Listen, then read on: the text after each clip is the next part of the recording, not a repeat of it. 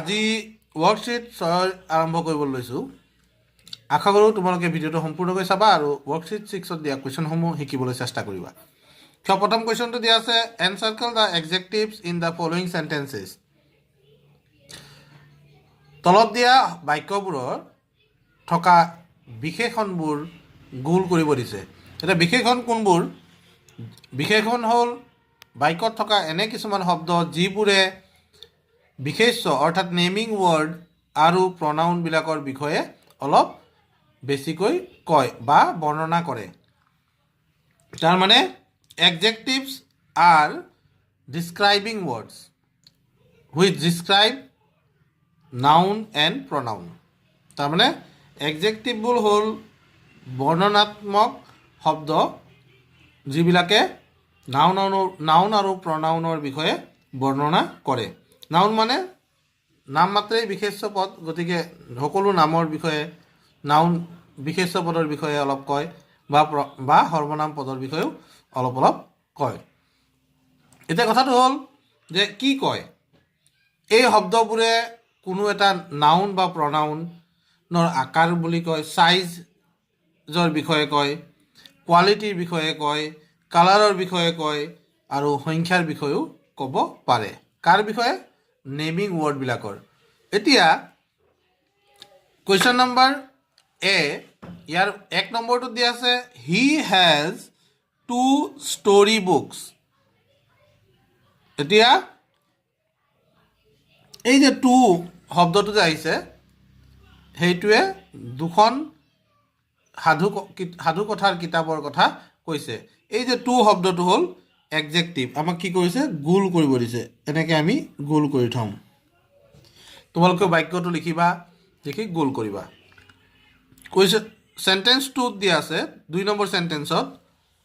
The mango is সৰ in test আমটো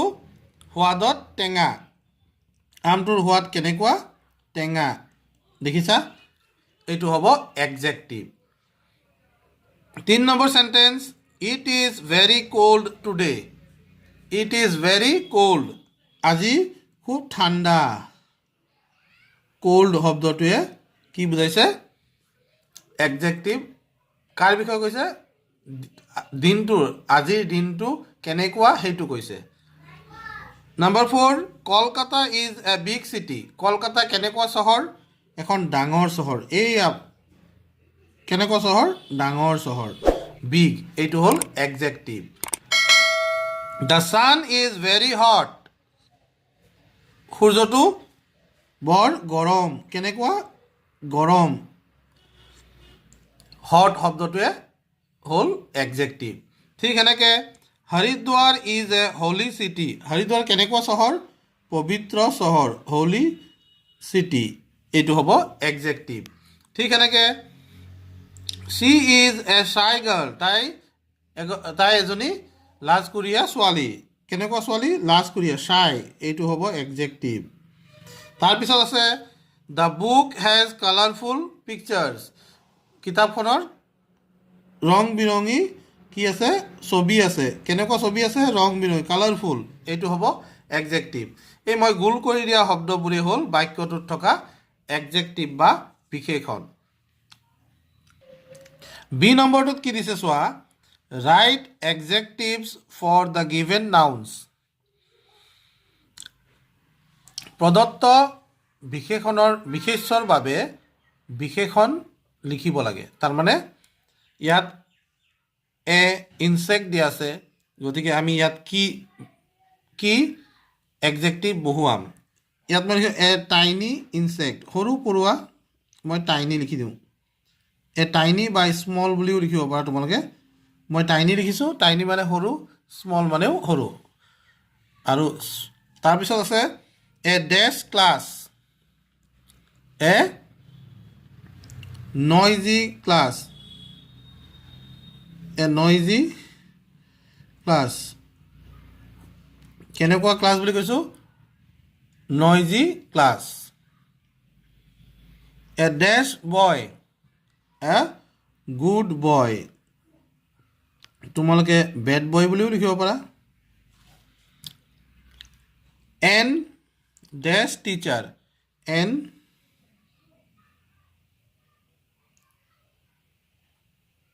intelligent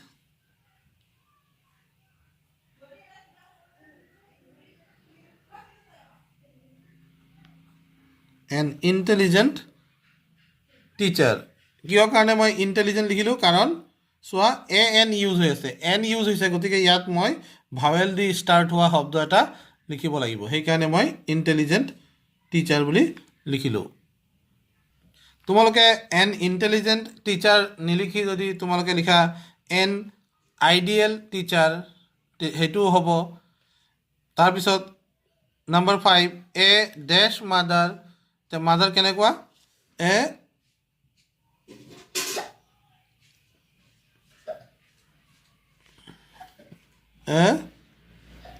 lovely mother এনেকৈও লিখিব পাৰা তাৰপিছত এ ডেছ ষ্ট্ৰীট এ নেৰো ষ্ট্ৰীট লিখিব পাৰোঁ নেৰো ষ্ট্ৰীট এইবোৰ হ'ল এডজেক্টিভ এতিয়া চোৱা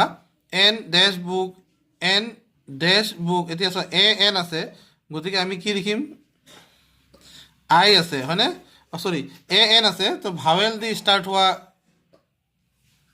এটা ৱৰ্ড লিখিম এন ইংলিছ বুক লিখি দিওঁ এন ইংলিছ বুক গতিকে এনেকুৱাও হ'ব এন ইংলিছ বুক তাৰপিছত এ ডেছ ট্ৰেইন এ ডেছ ট্ৰেইন কি লিখিম শ্ল' ট্ৰেইন লিখি দিওঁ শ্ল' ট্ৰেইন লিখিলোঁ যদি এ এন থাকিলে হয় এন এক্সপ্ৰেছ ট্ৰেইন লিখিলোঁ হয় চোৱা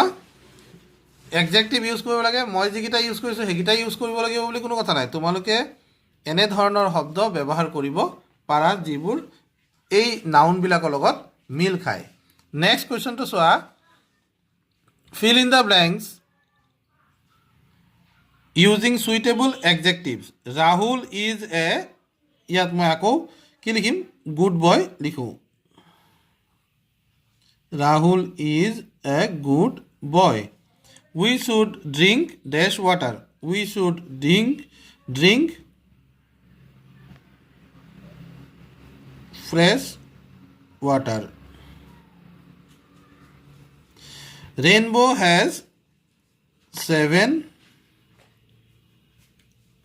colors. This girl is very cute. This girl is very cute. ছোৱালীজনী বৰ মৰমীয়াল The elephant is a dash animal. The elephant is a আছে গতিকে মই কি দিম এ বিগ এনিমেল দি দিওঁ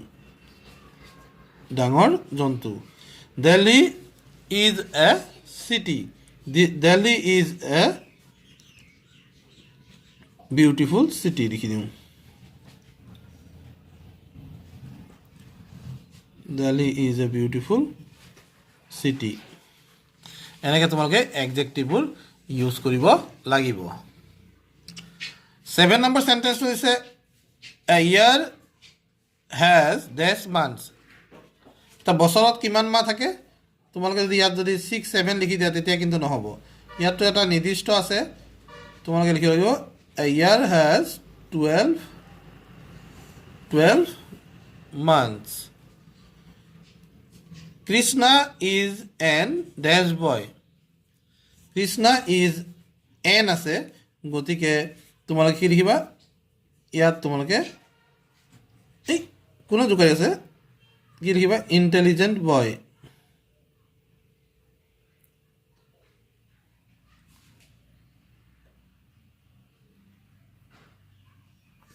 ইণ্টেলিজেণ্ট বয় এতিয়া চোৱা ইয়াত আমাক আকৌ এটা প্ৰশ্ন বৰ ধুনীয়া প্ৰশ্ন তোমালোকে ভালদৰে চোৱা question number D use opposite of the underline adjective and rewrite the sentence ইয়াৰ অপজিটটো লিখিব লাগে আৰু চেণ্টেন্সটো পুনৰ লিখিব লাগে এতিয়া এণ্ড মুভ শ্ল'লি ইয়াত দ্য এণ্ড মুভ শ্ল'লি আছে আমি লিখিব লাগিব দ্য এণ্ড মুভছ শ্ল'লিটো কি হ'ব ফাষ্ট শ্ল' ফাষ্ট তো ইয়াত মই শ্ল'লি আছে ফাষ্টলি লিখি দিওঁ নেক্সট কুৱেশ্যন চোৱা দ্য মেন ইজ টল মানুহজন ওখ এতিয়া তাৰ বিপৰীত লিখিবলৈ হ'লে মানুহজন চাপৰ লিখিব লাগিব তেতিয়া কি হ'ব the man MAN man is কি লিখিব লাগিব তলৰ অপজিট কি হ'ব short SHORT short তাৰপিছত আছে I bought a black shirt মই এটা ক'লা শ্বাৰ্ট কিনিছোঁ তো ইয়াত কি হ'ব কিনিছিলোঁ I bought হ'ব ইয়াত একো পৰিৱৰ্তন নাই মই এটা ক'লা শ্বাৰ্ট কিনিছিলোঁ মই এটা I bought a white shirt হ'ব ব্লেকৰ অপজিটটো কি white WHITE white shirt এনেকৈ তোমালোকে লিখিব লাগিব next the fox is a stupid animal the fox is a stupid দি আছে মানে মূৰ্খ তো কি দিব লাগিব মূৰ্খৰ অপজিট বুদ্ধিয়ক ক্লেভাৰ এনিমেল তাৰমানে ষ্টুপিডৰ অপজিটটো আমি লিখিব লাগে ক্লেভাৰ হ'ব CLEVER I am happy to meet you এতিয়া I am happy আছে হেপিৰ অপজিটটো কি হ'ব I am sad to meet you এনেকৈ লিখিব লাগিব my room looks clean এতিয়া ইয়াৰ ক্লিনৰ অপজিটটো কি লিখিব লাগিব dirty my room looks dirty DIRTY dirty my room looks dirty next 7 number Niharika bought a beautiful dress beautifulৰ অপজিটটো লিখিব লাগিব Niharika NIHARIKA Niharika bought a N হ'ব কিয় কাৰণে মই ইয়াত বিউটিফুলৰ অপজিট কি লাগিব আগলি লিখিব লাগিব an ugly dress বিউটিফুলৰ অপজিটটো আগলি তো আগলিটো ইউ দি ষ্টাৰ্ট হৈছে আৰু ইয়াত কি হৈছে ভাৱেল চাউণ্ড হোৱা নাই গতিকে ভাৱেল চাউণ্ড হোৱাৰ কাৰণে কি হৈছে AN বহিছে that women lives in a big house ইয়াত বিগৰ opposite small house that women lives in a small house next question number 9 sentence number 9 this pen is new এতিয়া নিউৰ অপজিটটো কি old this pen is new আছে old লিখিব লাগিব OLD old 10 sentence number 10 the dog has sharp white teeth the dog has BLUNT blunt white teeth blunt মানে চুকাৰ sharp মানে চুকা বা ধাৰ থকা বা তীক্ষ্ণ কিন্তু ব্লান্ট মানে ধাৰ নথকা তাৰ বিপৰীত বুজিছানে the dog has blunt white teeth এনেকৈ তোমালোকে এইখিনি বস্তু শিকি ল'ব লাগিব তোমালোকে বহীত লিখি ল'বা ধুনীয়াকৈ মই কোৱা কথাখিনি মনত ৰাখিবা সকলোকে ভিডিঅ'টো চোৱাৰ বাবে ধন্যবাদ জনাই আজি ভিডিঅ'টো ইয়াতে সামৰিছোঁ পৰৱৰ্তী ভিডিঅ'ত মই ৱৰ্কশ্বীট 7 লৈ আহিম বুলি প্ৰতিশ্ৰুতি দিলোঁ